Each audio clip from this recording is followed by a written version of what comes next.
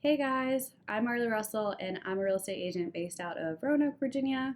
Some of you might have been following along and singing your song. No, I'm just kidding. That's Pete the Cat.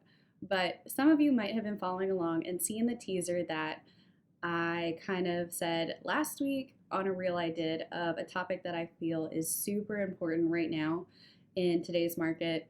I feel like a lot of agents are probably having this conversation with their buying clients as well. And that's why you should buy now. Don't be scared off by the interest rates and all the craziness that's going on.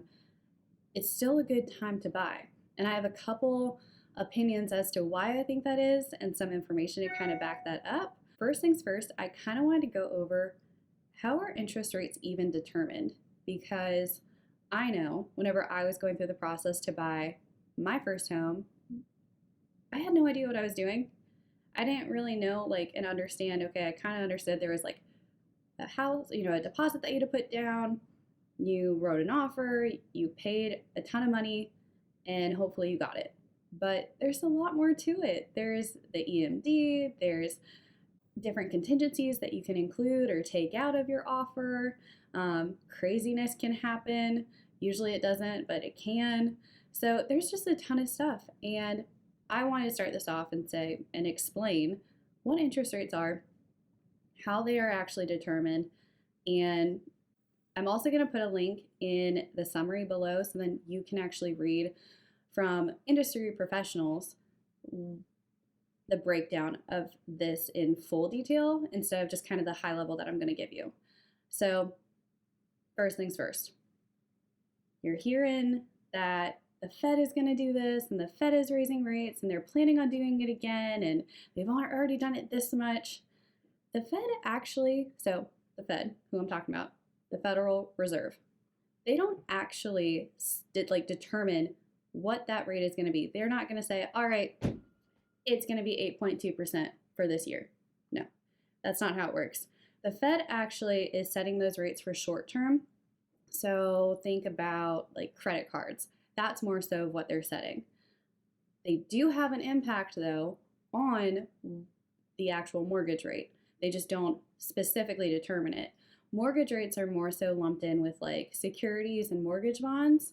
So how that rate is actually kind of determined in a sense is whenever the return is being demanded by those investors, that's what sets kind of that gradual level of the rate.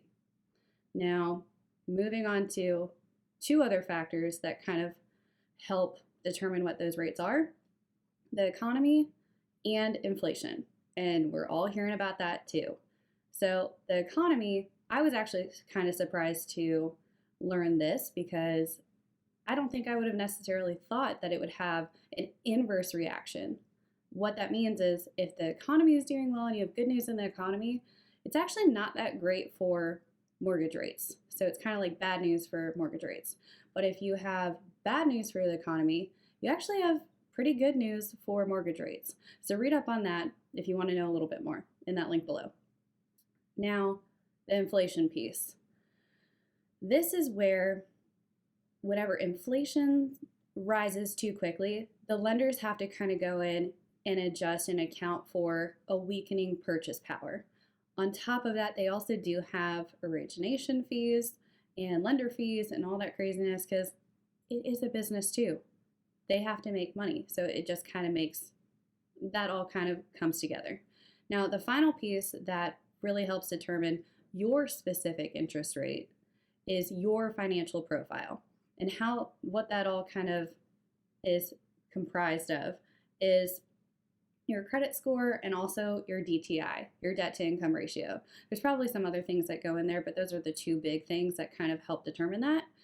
Credit score, we all kind of know this. The higher the credit score, the better you look as a borrower to a lender. Now, if you have a lower credit score, you're going to look a little bit more risky. Moving on to the DTI though, debt to income ratio. How is that determined?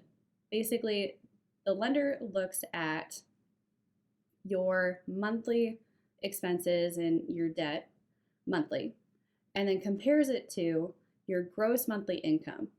Now, you want a low DTI. So you want a low debt to income ratio and a high credit score, you're going to look really good to that to the lender. I'm sorry.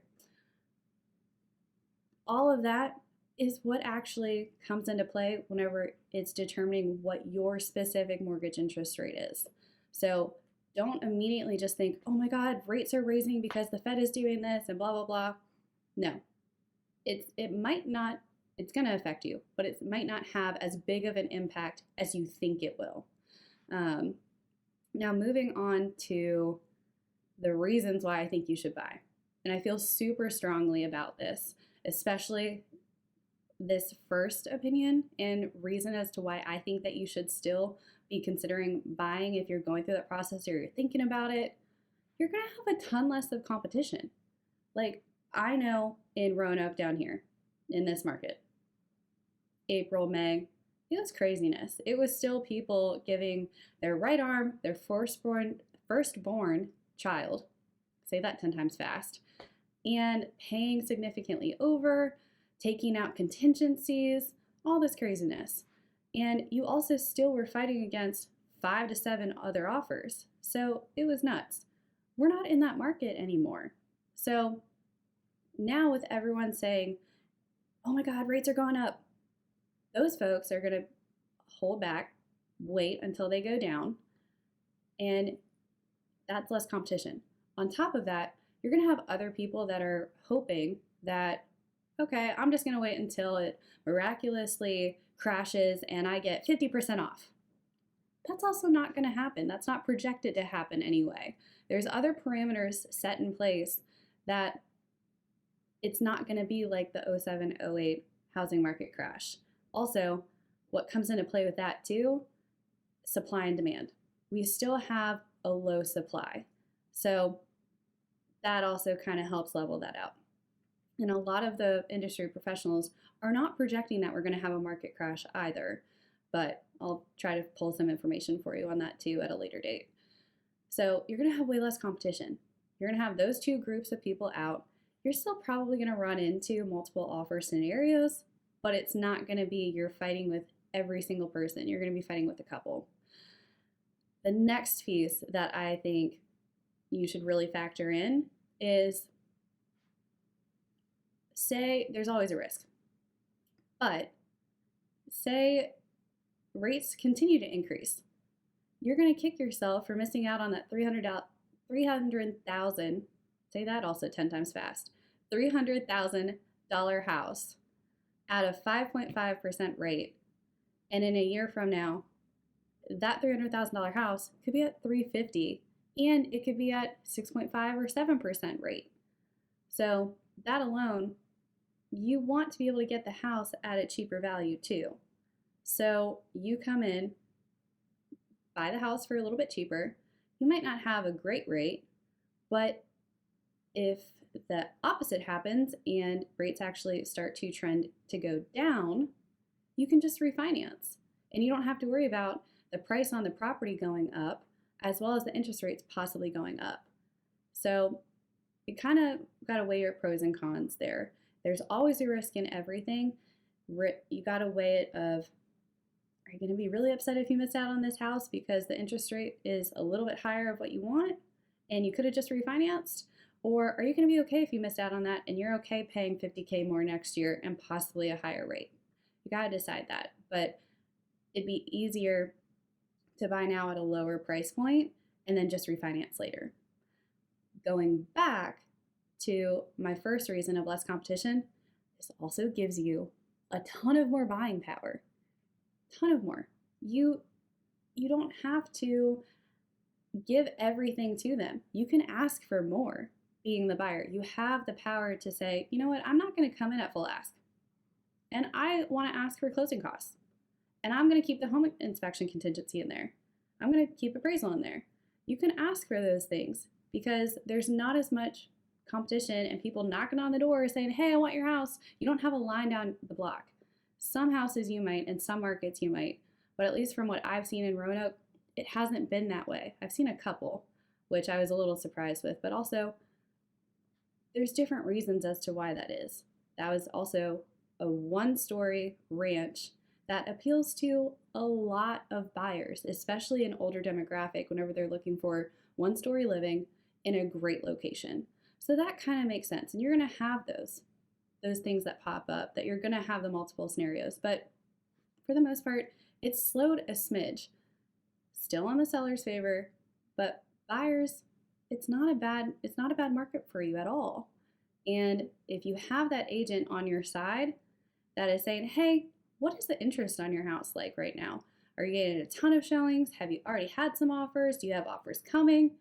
They need to be asking those questions, because then they can actually go to you and explain to you, hey, you might want to come in a little strong. I don't think you have to give this, that, and the third, but I think you should come in a little bit stronger than lowballing or asking for the moon and the stars. Maybe just ask for the moon. So, kind of to recap, inflation. 4 things that actually impact it: the Federal Reserve to an extent, inflation, economy, and also your specific financial profile. Why you should still buy now? A ton of less competition. Prices are only going to increase, and you can ask for a lot more now because you have that buying power.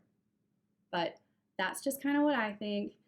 Take it or leave it. I hope you take it, and I hope you follow and subscribe and like and all that fun stuff, because this is actually my first YouTube video, so go easy on me. But also, I do want to tease another topic that I've been thinking about. I really want to, for my next video, dive into my experience as to whenever we were buying our first home. It basically was a doozy of a roller coaster of emotions and an adventure and craziness, and definitely did not get the first house that we put an offer in on. Didn't even get the house that we put our 5th offer in on. And that wasn't even in 21, 22 or 2020. That was actually back in, 2017. So it was definitely a different market than at that point. So keep an eye out for that video as well. Like, subscribe, follow. Also, if you need any advice and you want to pick my brain, text, call, email, carrier pigeon, I don't care. Come talk to me. I'd be excited and happy to talk to you. So have a great day or weekend or night or whenever you're watching this, and keep an eye out for the next video.